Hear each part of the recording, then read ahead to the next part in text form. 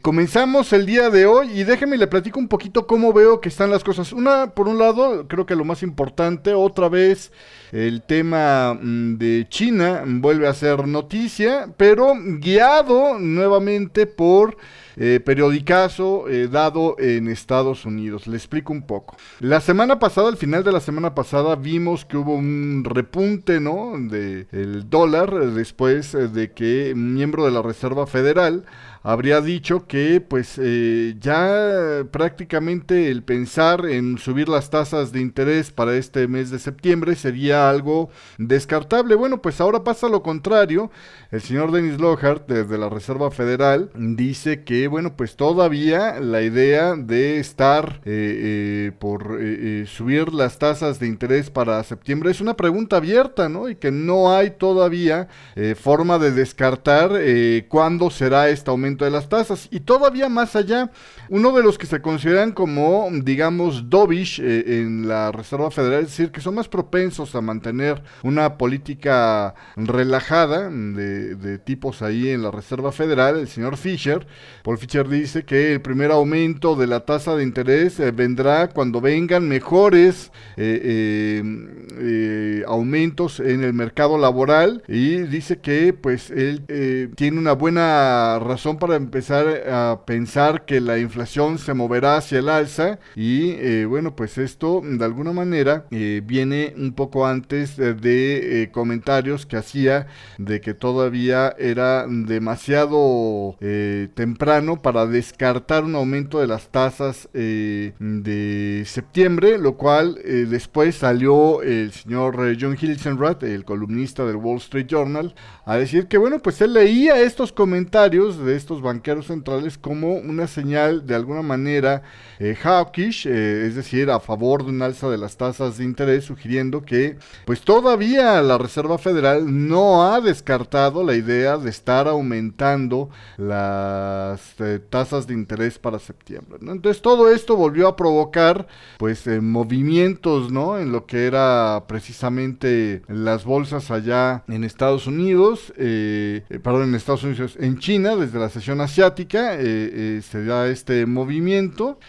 bajaron por esos comentarios de Fisher sobre todo, que le digo, se le considera ligeramente dovish, pues esto provocó que el Shanghai Composite, dicen el día de hoy, cayera un 2.6%, también después de unos reportes de autoridades que dicen que van a cambiar la estrategia en el combate de la caída de los mercados. En lugar de estar inyectando como locos dinero al mercado financiero de China para poder estar, pues digamos, manteniendo las bolsas, ¿no? Y quitarle estas caídas enormes de enorme volatilidad que se ha visto, pues que no, que ahora lo que va a hacer China, el gobierno, es intentar pues castigar con fuerza a aquellos participantes del mercado que desestabilicen el mercado. Imagínense ustedes, esto lo citan fuentes del Financial Times. Esto en realidad a mí me parece que es una mala noticia,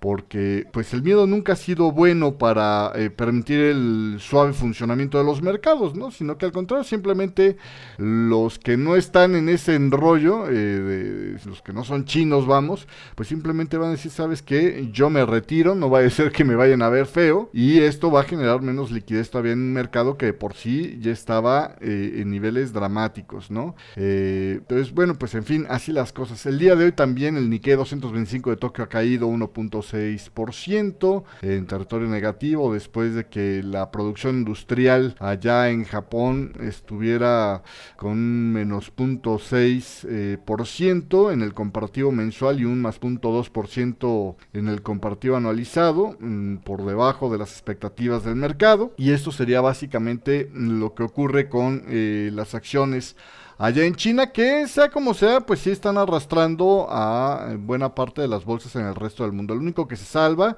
es el FTSE 100 de Inglaterra, y eso porque hoy está en feriado, ¿no? Pero el DAX Industrial de Alemania en esta mañana está perdiendo el 0.65%, el K40 de Francia el 0.77%, en España el IBEX 35 también trae una pérdida del 0.68%, así que bueno, pues de alguna manera no le sienta bien, ¿no?, a las bolsas esto. Obviamente parte tampoco le sienta bien a los commodities, como es el crudo, que trae una caída del 1.79 el West Texas Intermediate, y el Brent del Mar del Norte trae una caída del 2.24%.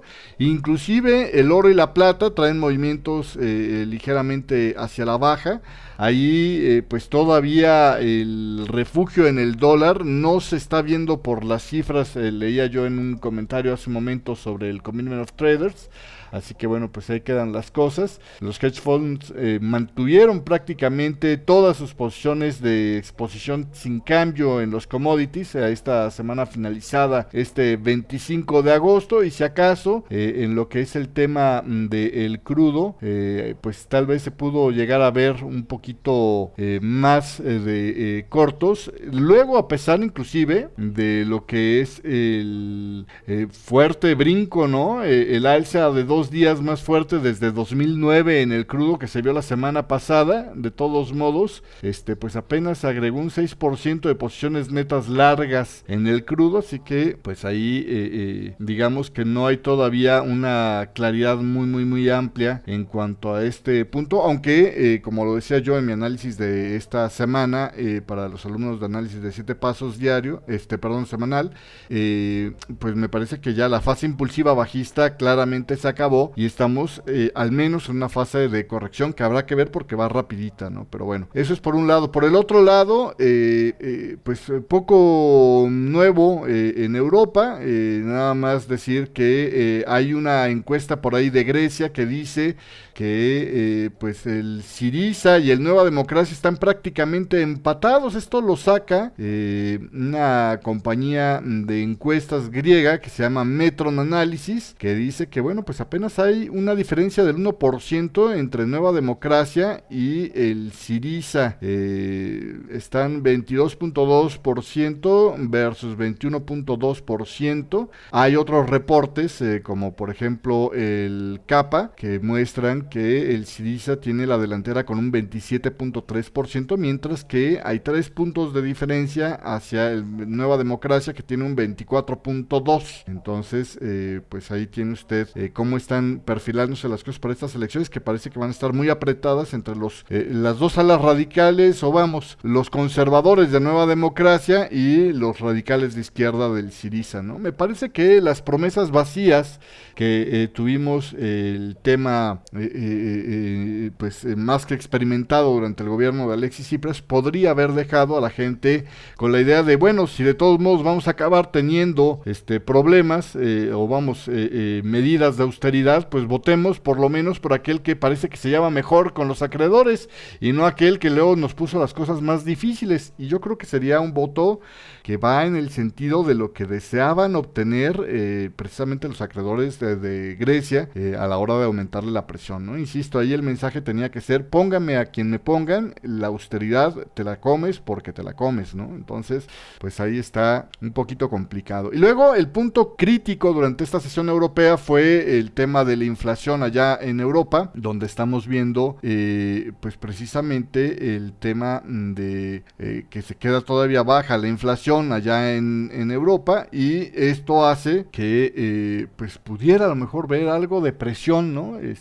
Para los miembros del Banco Central Europeo de hacer algo más si esto persistiera. Yo creo que a los niveles donde quedó ahorita no, pero si persistiera sí que podría ponerle un poco más de presión a los miembros del Banco Central Europeo para pues a lo mejor ampliar su programa de compra de bonos o anunciar algo más, a ver qué se inventa, ¿no? Porque pues luego de la larga y continua caída de la tasa de inflación, los precios de consumo descendieron por primera vez en el interanual en diciembre, dicen por acá. Al mes siguiente el Banco Central Europeo, usted recuerda, anunció un programa de expansión cuantitativa y bueno, pues el plan se lanzó en marzo con el objetivo de acelerar la inflación, y por lo pronto los precios de consumo de la eurozona pues volvió a caer en junio a un nivel ligeramente por encima de cero, luego de que en mayo se hubiera dado la primera vez en 6 meses de un repunte de la inflación. Así que apenas un mes después de esto vuelve a caer la inflación y pues ahí está el tema estancado desde entonces. Así que vamos a ver cómo quedan las cosas, ¿no? Básicamente eso sería el escenario para el día de hoy.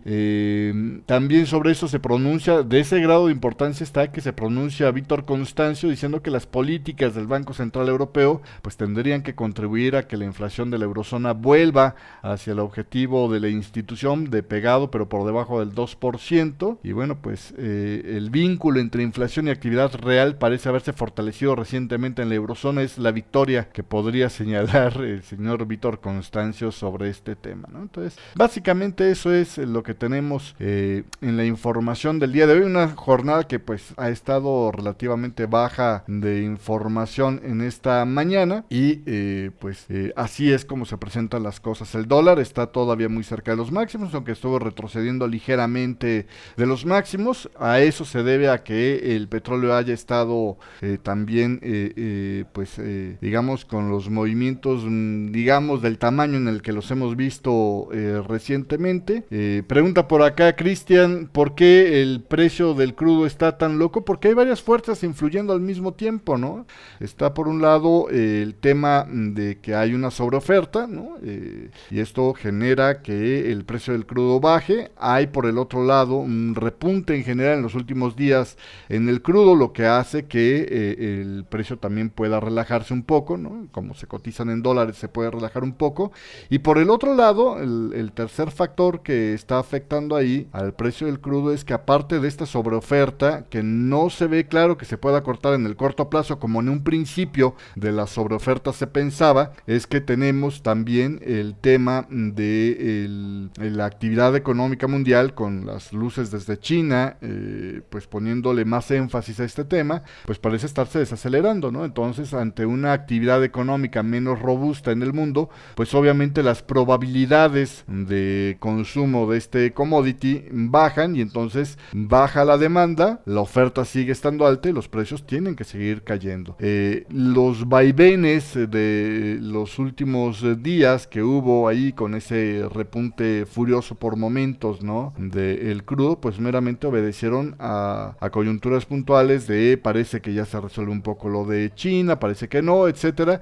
Y de hecho yo llegué a ver la semana pasada un artículo que hablaba de las acciones, pero que se podría aplicar a todo en general. El mercado está actuando de forma muy rara en este momento porque hay baja liquidez, pero además porque los operadores no están entendiendo cómo reaccionar a este tipo de noticias desde este artículo, y de repente pues como que uno piensa que esto no está tan lejos de la realidad, ¿no? De repente uno dice, pues sí puede ser que de repente la gente está recibiendo datos y está empezando a dar bandazos por donde puede, pero en realidad no hay una luz clara de qué tendencia va a tomar qué, y por eso es que pudiera haber movimientos un poco más abruptos en estos últimos días, entre que se retiran en buena parte de los operadores, ¿no? Ante este tipo de movimientos, se sientan en las barandillas, dicen hasta que esto se calme, no entro yo, y por el otro lado los que se quedan están desesperados por evitar pérdidas o recuperar pérdidas pasadas recientes, pues están tirando bandazos para donde parece que hay algo de actividad, y esto genera trenes de tendencia de muy corta duración. Entonces me parece que por ahí podría estar el escenario.